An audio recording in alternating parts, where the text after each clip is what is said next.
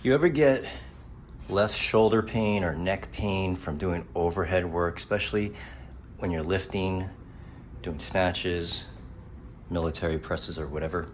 So when the arm goes up, you feel some pain. Now let's talk about, as an example, on the left shoulder, because it's more common than on the right. And you start feeling something around here, or maybe by the collarbone, by the first rib over here. It just doesn't feel right as you raise that arm overhead. So there's a common tendency where this is the shoulder blade, the scapula. There's a bias or a tendency of the left scapula likes to be like this. We call that external rotation, opposed to this motion, which is called internal rotation, okay? So external rotation, outer edge of the scapula is lifting off the rib cage like that, okay? Now, because of that at the scapula, the humerus, okay, relative to the scapula in external rotation, the humerus is an internal rotation, okay? So that's to turning the arm in.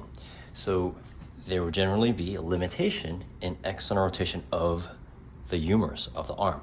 So you would probably feel that when you're cocking your arm back, like if you're throwing a ball, you'll feel that more restricted or difficult to do it on the left arm relative to the right arm in general. So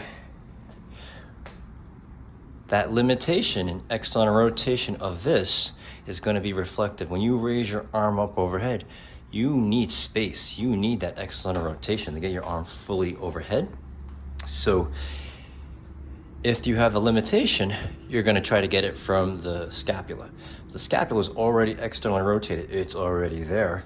So what happens is the whole shoulder girdle starts to shrug up. And that's when you start feeling literally like an impingement or a compression going on with overhead. And it's more prominent, obviously, when you have weights overhead.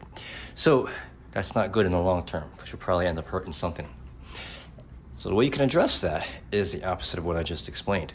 So if you're biased towards this, an external rotation of the scapula, we need to promote more of this internal rotation of the scapula, okay? So the way you would do that, very simple. You would reach forward with your left arm. Oop, this guy's a little dislocated. You would reach forward with your left arm, and then you would externally rotate the humerus or supinate your whole arm so it feels like your elbows go in as you're reaching forward. And before you even do that, shift onto your left foot, bias heavy on the heel, so it feels like you're sitting back on that heel with your foot flat on the left. As you're reaching forward, bend your left knee a little bit so it feels like you're reaching with your arm and you're reaching forward with your knee. So everything between the arm and the knee is kind of going back, okay? Like a reverse C, like this, okay? So this way,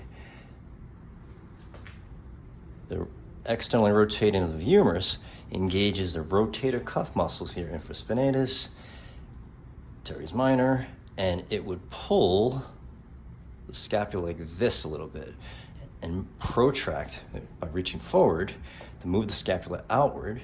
That would expose these ribs here. So these ribs can now come back. They can open up.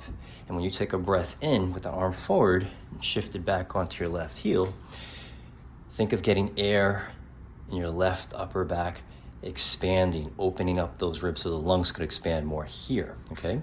And then when you exhale, you're gonna think of pulling back with your abdominals, the deep abdominals from the front over here on the left side.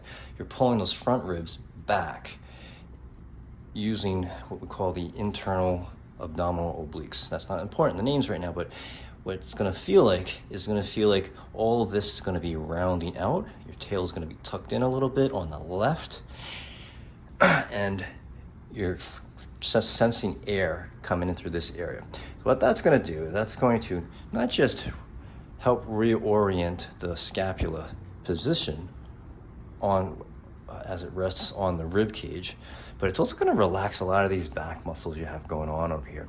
So that's another topic, but it usually goes along with the chain. We're just trying to isolate on this overhead motion of the left shoulder, having pain when you do raise your arm up. So